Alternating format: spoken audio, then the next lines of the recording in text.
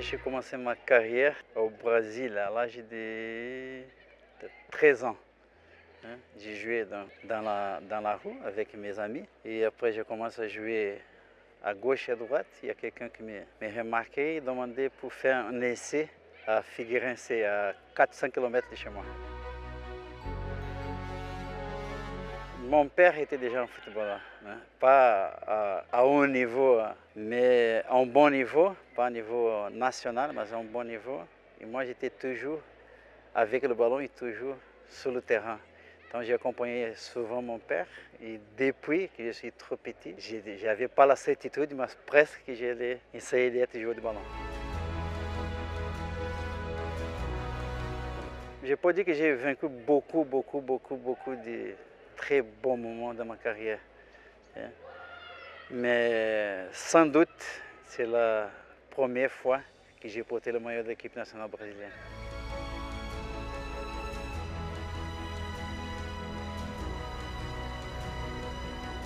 Il y a deux moments que je garde pour toujours. C'était une victoire de Benfica au stade das Antas, c'est le stade du rival Porto. Et le deuxième, c'était arriver à la finale de la Ligue des Champions. C'est vrai que nous n'avons pas gagné, mais face à Milan AC, ça c'était vraiment les deux bons grands moments à Benfica.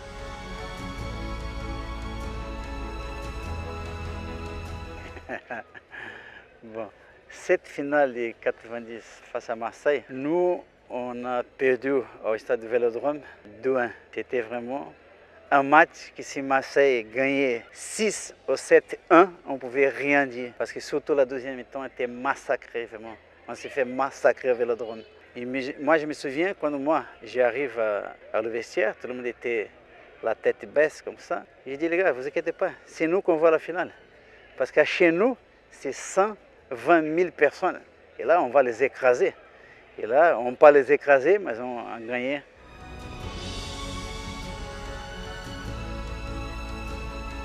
Valta, la fameuse main de Valta, en fait, ce n'était pas la main de Valta, c'était le bras de Valta.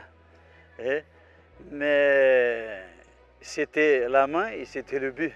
Et c'est grâce au but fameux et très connu, surtout avec les supporters marseillais, qui nous ont passé pour la finale de la Ligue des Champions.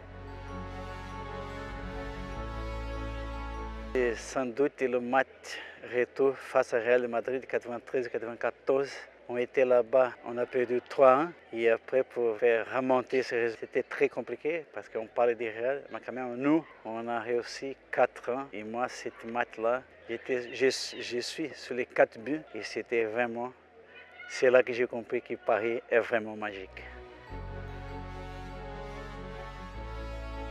Chacun de son époque, c'est que dans mon époque, nous étions que 3 étrangers. Et après, ils ont vu une autre place pour le 4e.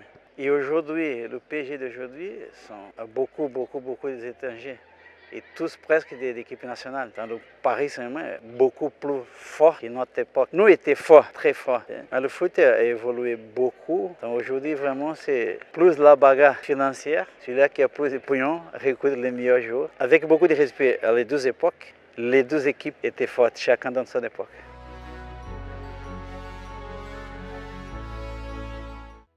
Mon âge, je ne peux pas, 58. Mais si je pouvais, bien sûr que j'aimerais jouer avec cette équipe de Paris Saint-Germain. Mais aussi, je peux vous dire que j'étais très heureux et très content. Et c'était avec beaucoup de joie que j'ai fait partie de le Paris Saint-Germain de l'époque de 80 à 95. Neymar, pour moi, c'est un des plus grands joueurs dans l'histoire du foot. Après, si les gens n'aiment pas, c'est une autre chose. Voilà, nous, on ne peut pas élever le talent de Neymar. Neymar, je pense qu'il a toujours venu dans n'importe quel club. Ça dépend de lui. Et parfois que je sens de loin, je ne trouve pas Neymar parfois avec la joie qu'il était quand il était à Santos, quand il a démarré, quand il a fait rêver le monde entier. C'est quand il était à Barça, quand il faisait vraiment des matchs extraordinaires, des dribbles, des fintes, des buts. Et Neymar aussi, au Paris Saint-Germain, il a fait déjà des choses quand même d'autres mondes. Donc je crois que Neymar a toujours un grand avenir au Paris Saint-Germain. Mon jour préféré aujourd'hui, il y a 2 jours que j'ai beaucoup de respect et d'admiration. Bernard Silva, de Manchester City, le Portugais. J'aime Kevin De Bruyne, Neymar, pas la peine à parler. Et Mbappé, chacun dans son style. Mais les joueurs que j'aime voir jouer, c'est 2 petits jeunes de Barcelone, Gavi et Pedri.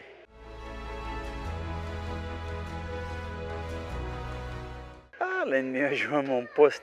Le milieu de terrain, c'est aujourd'hui le numéro 10, entre guillemets. Presque ça n'existe plus cette fonction-là parce que le foot a changé. Je joue parfois avec 3 défenseurs, avec 2 milieux de terrain. Mais là, je reviens quand même à les 2. C'est Kevin De Bruyne, qui est Gavi et Pedri. Et moi, j'aime beaucoup Verratti.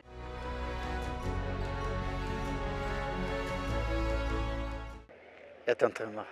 Être entraîneur, c'était magnifique. Quand j'ai parti surtout au Congo, j'ai travaillé avec les jeunes de l'équipe nationale U17, U20. Et après, j'ai pris l'équipe nationale A.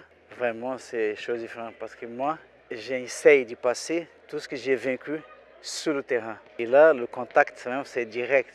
Et moi, j'aimerais voir à ces petits. Parce que surtout en Afrique, c'est des quartiers vraiment pauvres. D'où moi j'étais pauvre, vraiment pauvre. Moi j'ai jamais eu la faim, mais pauvre. Donc je sais d'où je viens.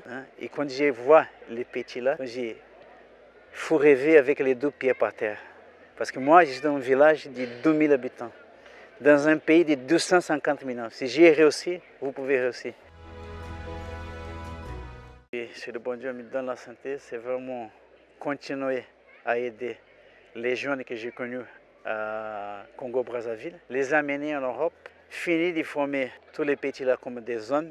Parce que moi, mon message pour ces petits là et pour la jeunesse, d'abord faites un homme. Le foot, tu peux réussir dans le foot, tu peux réussir dans la télé, le cinéma, n'importe. Il faut être un homme. À partir que tu portes comme un homme, tu as un grand avenir, n'importe le métier. Donc, mon objectif, c'est les amener ici, trouver un grand club pour eux, qu'ils les réussissent. Et après qu'ils rentrent au Congo et qu'ils commencent aussi à aider les petits qui sont restés sur place.